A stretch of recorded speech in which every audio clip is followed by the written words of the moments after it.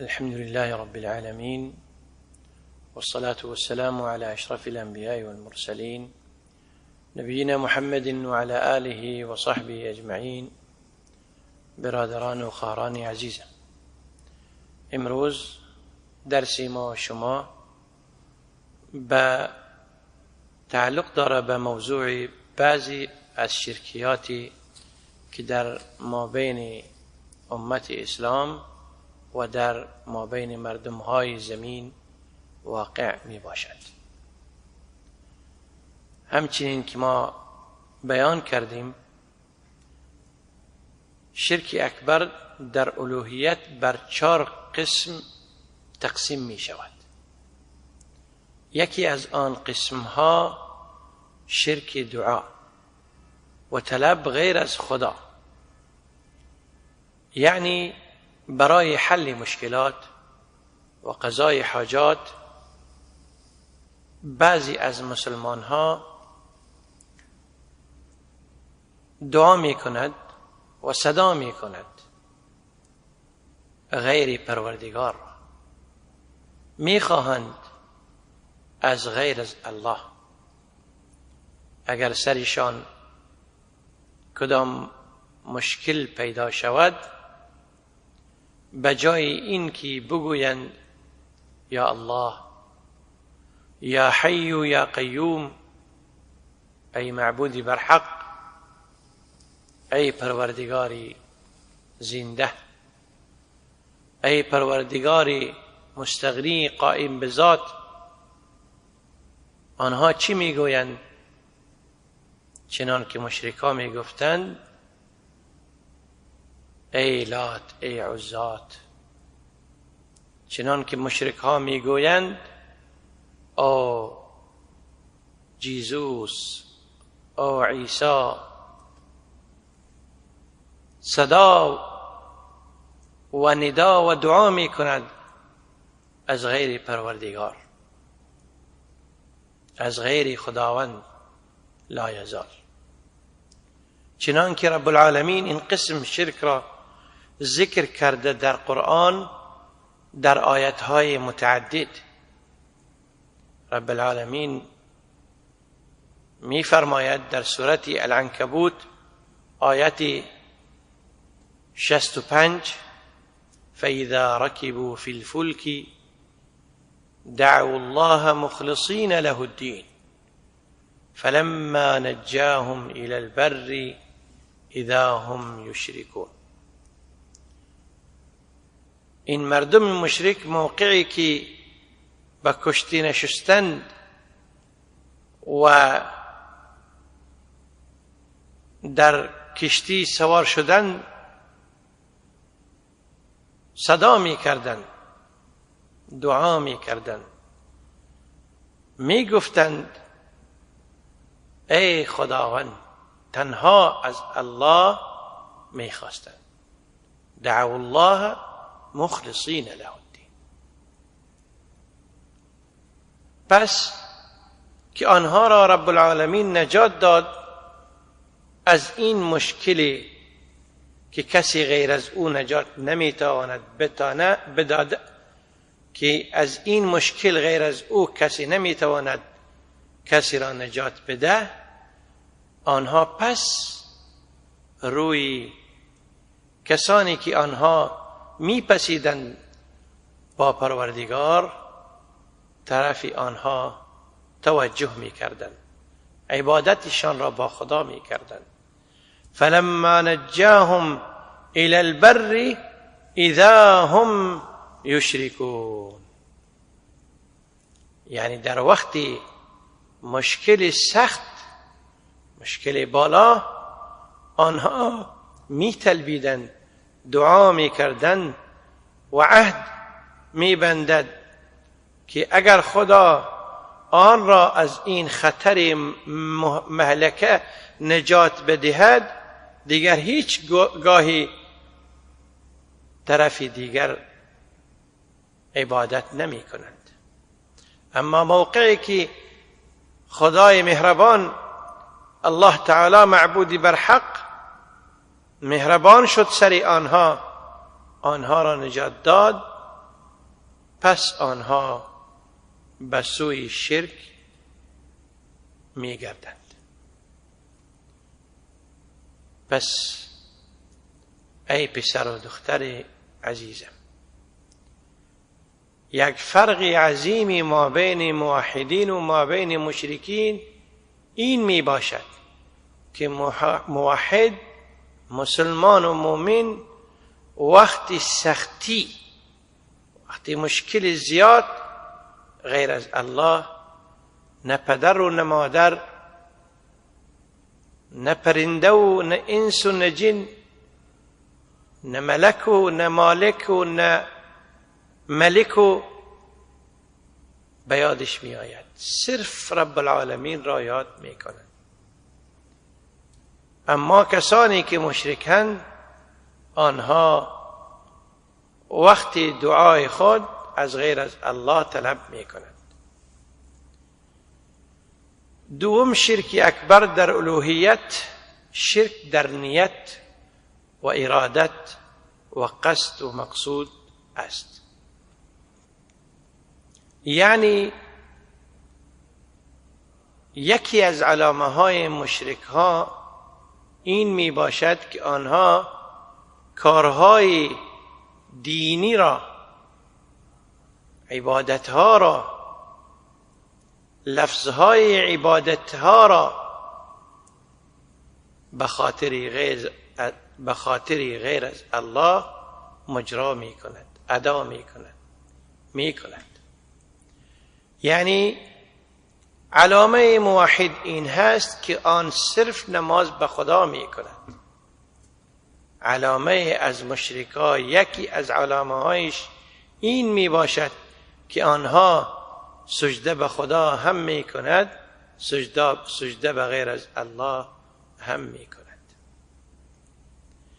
یکی از علامه های مشرک ها این می باشد که کارهای دینی را انجام می دهند به خاطر دنیا، چنانکه رب العالمین فرموده در سورة هود آیت 15 و 16: من كان يريد الحياة الدنيا وزينتها نوفي إليهم أعمالهم فيها وهم فيها لا يبخسون أولئك الذين ليس لهم في الآخرة إلا النار وحبط ما صنعوا فيها وباطل ما كانوا يعملون. هر کسی که خواهان زندگی دنیا و آرایش آن باشد و برای شرک و ریاکاری پافشاری می کنند، جز ای کردارشان را در دنیا به طور کامل می دهیم. در برابر صدقه و صله رحمی و عمل خیرشان صحت و سروری و فراخی روزی می دهیم و ایشان چیزی از حقشان در دنیا کم نمی شود و اما آخرتشان را برباد داده اند. اینها در آخرت نصیبی جز جهنم ندارد و آنچه در دنیا انجام داده اند از بین رفته و اعمال آنها باطل شده است. پس برادر و خواهر عزیزم، هر عبادتی می کنید صرف به خاطر الله کنید. علم یاد می گیرید به خاطر الله، صدقه می دهید به خاطر الله، روزه می گیرید به خاطر الله. فکر زیادی کن، در دل خود ببین، دور باش از ریا، از نام و از پسند بالا. نباش از آن کسانی که عبادت می کنند خاطر این که نام من بالا شود، خاطر این که جای من در دنیا بالا شود. عبادت کن خاطر این که الله معبودی بر حق است، حق عبادت را دارد. صرف اعمال کارهای دینی را به خاطر الله انجام بدهید. نباش از آن کسانی که کارهای دینی را به خاطر دنیا انجام میدهند. نماز میکنند خاطر این که صحتشان خوب شود، روزه میگیرند خاطر این که صحتشان خوب شود. ای برادر خواهر مسلمان، الله تبارک و تعالی این عبادتها را خاطر این برای ما و شما نگفته که کنید که شما کارهای دنیا را به این عبادتها بخواهید، بلکه برای ما و شما این عبادتها را و این کارها را نازل کرده و برای ما و شما علم در آن حاصل کرده که ما خود را به پیش او نزدیک کنیم تا که روز قیامت بهشت و جنت را حاصل کنیم. مردم ها در دنیا دو قسم می باشند، سوم ندارد. کسانی که عمل عبادتی را، کارهای دینی را، کارهای تقرب به خدا میکنند به خاطر الله، این علامه های و این کارهای موحدین می باشد.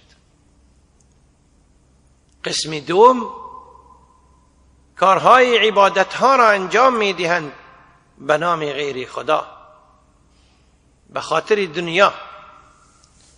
شرک سوم در الوهیت چیست؟ شرک در اطاعت، یعنی طاعتی یک بنده را میکنند مثل که طاعت خداوند و لایزال را میکنند. امر یک بنده را به جای میکنند مثل که امر مالک الملک به جای میکنند.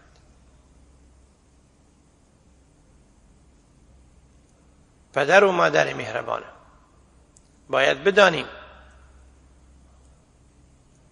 که اطاعت مطلق حق خداوند لایزال است، حق الله است، حق پروردگار است.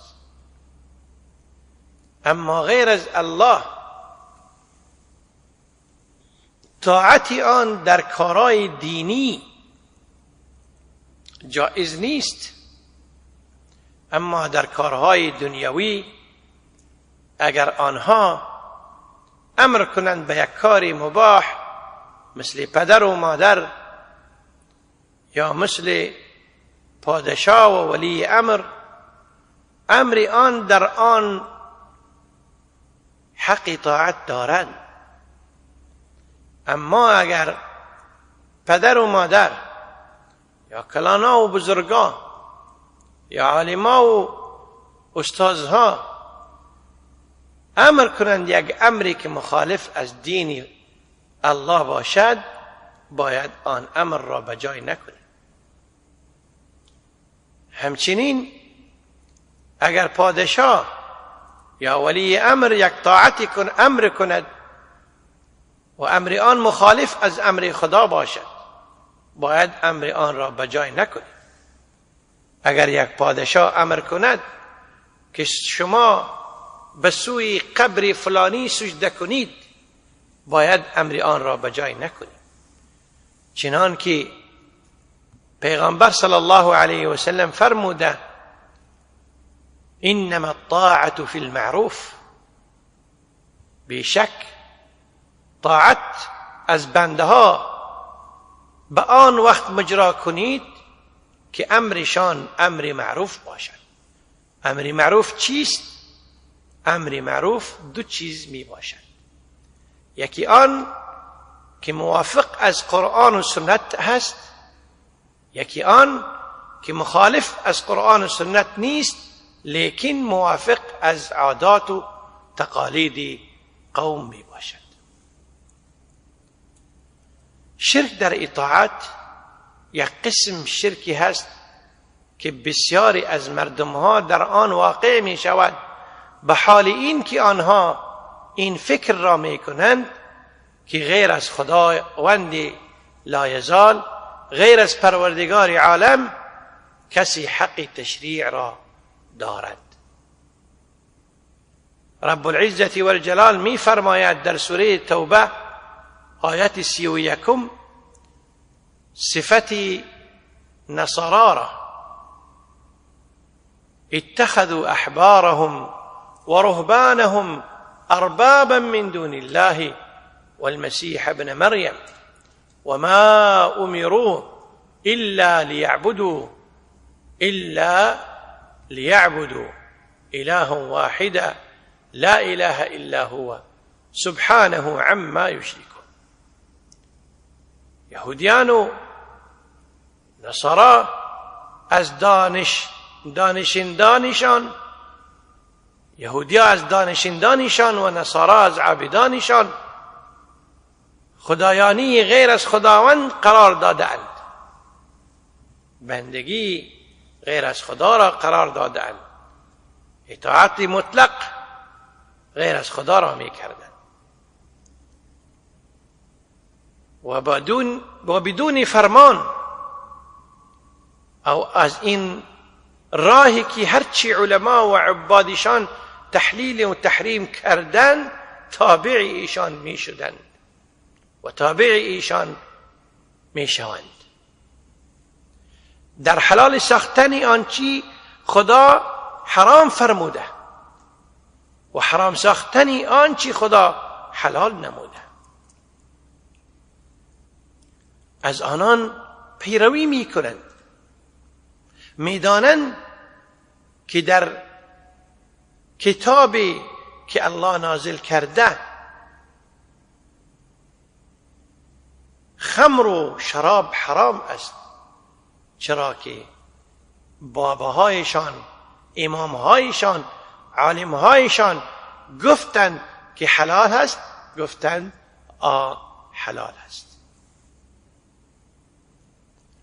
میدانند در کتابی که الله نازل کرده سر موسی و عیسی که در آن آیتهایی نویسیده شده و نوشته شده، ظاهر هست برای هر کسی که تورات انجیل را بخوانند که الله تبارک و تعالی غنی ذاتی هست، محتاج به کسی نیست، بی نیاز هست. باز وقتی که ملاهایشان، امامهایشان گفتند عیاذا بالله که خدا فقیر است، چرا برای مایان نمی دهد چیزایی که ما می خواهیم؟ آنها گفتند گپ شما، سخن شما حقیقت است. رب العالمین فرموده که آنها اربابی، خداوندی غیر از الله را قبول کردند. به طور چی؟ به طور اطاعت. والمسیح ابن مریم، خداوندی عیسی علیه السلام، مسیح پسر مریم هم آنها قبول کردند. گفتند ملاهایشان که مسیح یک پیغمبری نیست بلکه پسر خداست. آنها گفتند که بله، سخن شما حقیقت دارد. چنان که بعضی از مسلمان ها امروز هست، آنها این عقیده را دارند که پیغمبر خدا بشر نیست. الله میگوید در قرآن قل، بگو برایشان انما انا بشر مثلکم، من یک بنده از بنده های خدا هستم مثل شما، از بچه های آدم. یوحا الی، فرق این است که وحی سری من نازل شده، خاتم الانبیا هستند. اما ملاها میگویند که بشر نیست، تابعدارانشان گفتند بله بشر نیست، سایه ندارد. خدا در قرآن فرموده، پیغمبر صلی الله علیه و سلم را امر کرده که بگو برای مردم ها لا املک لنفسی نفعا ولا ضرا، من برای خود کدام فایده یا ضرری نمیتوانم برسانم الا ما شاء الله، تا که مشیت الله نباشد. اما بعضی از ملایان گفتند که خزائن آسمان و زمین به دست پیغمبر است. الله برایش گفت در قرآن لا املک لنفسی نفعا ولا ضرا، من هیچ چیزی ضرر و فایده برای خود نمیتوانم برسانم. در آیات دیگر فرموده که خزائن آسمان و زمین در دست من نیست. اما وقتی که ملاهایشان گفتند که خزائن آسمان و زمین در دست پیغمبر هست، آنها گفتند بله. ببینیم همین طوری که ملاهای بد، ملاهای بی‌پریز، ملاهای بی‌تمیز، بی علم دینی موسی را خراب کردن و دینی عیسی را خراب کردن، همانطور ملاهای هستند و پیدا شدند که دینی محمد صلی الله علیه و آله و سلم را خراب کردند. شما امروز دنیا همه مثل یک خانه شده، میبینید که کسانی میگویند لا اله الا الله، لیکن ارکان اسلام خمسه را قبول ندارد. چرا؟ ملاهایشان، امامایشان دینشان را تغییر دادند. آنها نام اسلام را سر خود نمیمانند، حالم این که آنها لا اله الا الله میگویند. خود را چی میگویند؟ میگویند ما بابی هستیم، یا بهایی هستیم، یا درزی هستیم، یا اسماعیلی هستیم، یا فلان و یا فلان هستیم. در خاتمه این آیات رب العالمین فرموده وما امروا الا ليعبدوا الها واحدا لا اله الا هو سبحانه عما یشرکون. هیچ وقت هرگیز سر آن امری نشدن الا مگر این امر لیعبدوا الها واحدا. شما اطاعت معبودی بر حق که الها واحدا هست، معبودی بر حق یکتا هست، لا اله الا هو، نیست معبودی بر حق جز از او. لا اله الا هو، نیست معبودی بر حق سوا از او. سبحانه، پاکی باشد برای الله معبودی بر حق، عما یشرکون، از چیزهایی که آنها شریک میگیرند با خداوند. برادران خواهران عزیز، تفسیر این آیه که در آن اشکالی نیست، چنان می باشد که عدم اطاعت علما و زهاد و عباد در معصیت خدا و عدم دعای آنها، چنان که رسول الله صلی الله علیه و آله و سلم آن را برای عدی بن حاتم تفسیر نمودند. وقتی که از آن حضرت سؤال کرد، عدی بن حاتم گفت رضی الله عنه که ای پیغمبر خدا، ما آنان را نمی پرستیم. آن حضرت صلی الله علیه و آله و سلم در جواب فرمودند اطاعت آنان در معصیت خداوند عبادت گفته می شود. چهارم، قسمی که بعضی از انواع شرک در الوهیت واقع هست، شرک در محبت و دوستی. و دلیل آن خداوند می فرماید و من الناس من یتخذ من دون الله اندادا یحبونهم كحب الله. و تفسیر آن قبلا ذکر شد. بعضی از مردم ها هستند که آنها با خداوند، با الله، چیزهایی را دوست دارند مثل که الله را دوست دارند. و این شرک زیاد امروز در دنیا واقع می باشد. حتی در این درجه هم رسیده که بعضی از مشرکا غیر از الله را از الله کدن زیادتر دوست دارند. اگر از بعضی نصارا پرسان کنید که الله را زیاد دوست داری یا عیسی را، شاید که زیادی از آنها بگویند که عیسی را. اگر از بعضی مردمهای مشرکی که منتمی به اسلام هستند پرسان کنید که شما علامه جیلانی را زیاد دوست دارین یا پیغمبر را، شاید آنها بگویند که علامه جیلانی را زیاد دوست دارم. چنان که در یک قصه مشهور واقع هست که یکی از استادهای ما در درس خود در مسجد نبوی بود و از این بابت سخن میزد و علم برای مردمان نشان میداد که هیچ وقت غیر از خدا دیگر کس را به دعاهای خود و طلبهای خود صدا نکنید. بعد از درس یکی از نفرهایی که به حج آمد، ببینید که مسلمان هست، نیتش خوب هست، به حج آمده، لکن عقیدهش چطور باش؟ عقیدهش چطور هست و چطور بود؟ گفت برای شیخ چرا تو این طوری سخن و گپ میزنی؟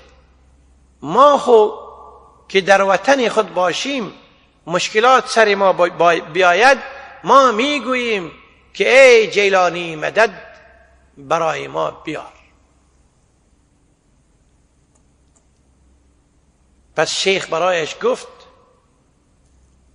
جیلانی پیش پیغمبر نزدیکتر هست یا حسین؟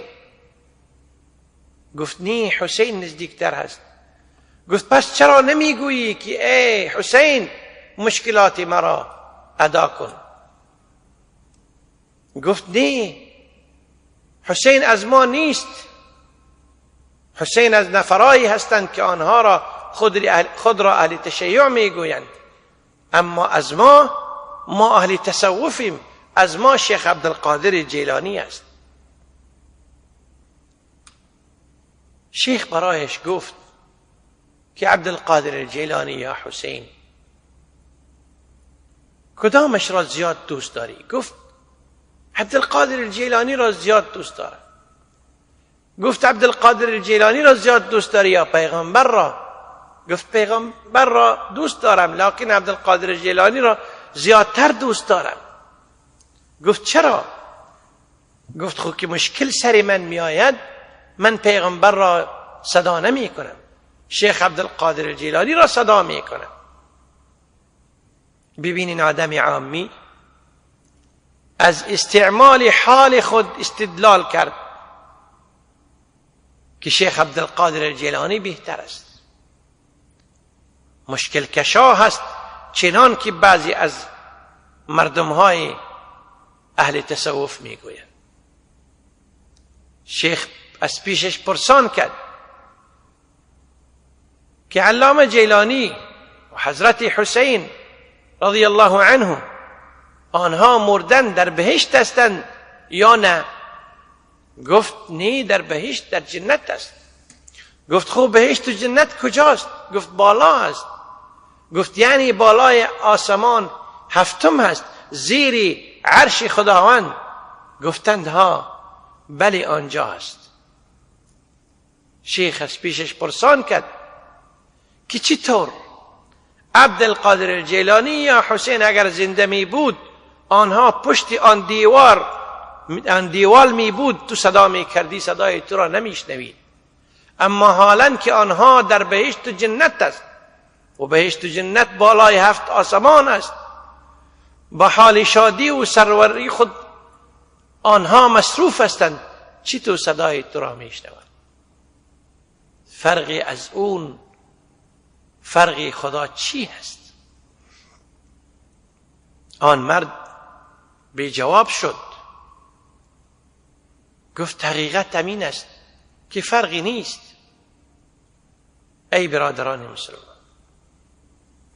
محبت در طاعت بسیار یک دقیق مسئله است، باید از این را خود نگاه داریم. منتقل می شویم با شما به نوع دوم از شرک که آن را شرک اصغر می گوید. شرک اصغر چی هست؟ پدران و مادران مهربان،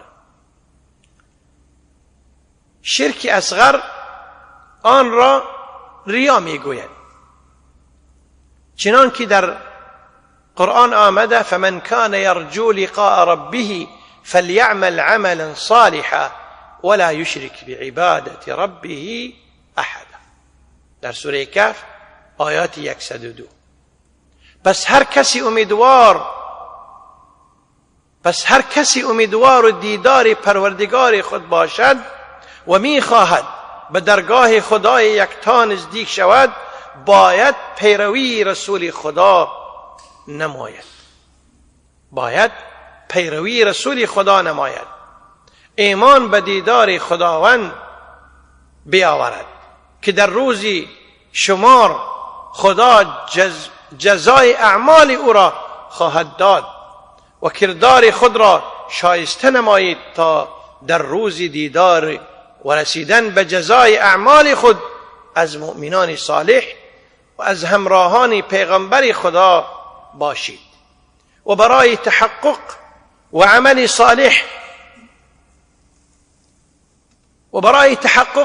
صالح و نیک خود همیشه راه اخلاص برای خدای یکتا را در پیش گیرید و در عبادت پروردگار خود هیچ کسی را شریک او نسازید. نوع دوم شرک اصغر است. شرک اصغر آن قسم از شرک را میگویند مثل ریا، مثل اراده الله بود و اراده شما بود که این کار شد، مثل قسم بغیر از الله، شرک الفاظ. این از شرک اصغر می باشد. باید از این شرک ها خود را دور کنیم و از شرک اصغر و اکبر دور بگردیم. اگر لفظی باشد یا عملی باشد، ظاهری باشد یا قلبی باشد. نوع سوم از انواع شرک خفی است و آن هم شرک پنهان و غیر اشکار گفته می شود. در آن دلیل آن قول رسول الله صلی الله علیه و سلم است که می فرماید الشرك في هذه الأمة أخفى من دبيب النملة السوداء على صفات سوداء في ظلمة الليل. شرک در این امت محمدی مخفیتر از راه رفتن مرچه سیاه رنگ که بر تخته سنگ سیاه در تاریکی شب به حرکت میافتد می باشد. پس که شرک این طرز مخفی می باشد، چطور کنیم که خود را از شرک نگاه کنیم؟ اولین علم یاد بگیریم، توحید را به حقیقتش بشناسیم، جستجو کنیم پشت حقیقت توحید و پشت حقیقت شرک. هرگیز هیچ وقت کس نمیتواند که از شرک خود را دور بسازد تا که او را نشناسد. یک انسان خود را میتواند که از دشمن خود دور بسازد وقتی که دشمن را بشناسد. اما کسی که دشمن خود را نمیشناسد شاید که با او رفیقی کند و به زودی به زیر هلاکت او افتاده می شود. و کفاره جبران این شرک یعنی شرک مخفی و پنهانی حدیث رسول الله صلی الله علیه وسلم است که می فرماید اللهم انی اعوذ بك ان اشرك بك شيئا وانا اعلم واستغفرك لما لا اعلم. در دیگر روایت آمده واستغفرك من الذنب الذي لا اعلم. رواه الامام احمد فی مسند. معنای این دعا چیست؟ اللهم باری الهی انی اعوذ بك من به تو پناه میبرم ان اشرک بك شیئا اگر به تو شرک کنم و انا اعلم در حالی که من میدانم و استغفرک و از تو طلب بخشش میطلبم من الذنب الذي لا اعلم از گناهی که ندانسته انجام میدهم به طور شرک. و این قدر امروز کفایت است. ان شاء الله تعالی در درس مقبل آینده ان شاء الله بیان انواع کفر را میکنیم. و صلی الله وسلم على نبینا محمد وعلى آله وصحبه اجمعین والحمد لله رب العالمين.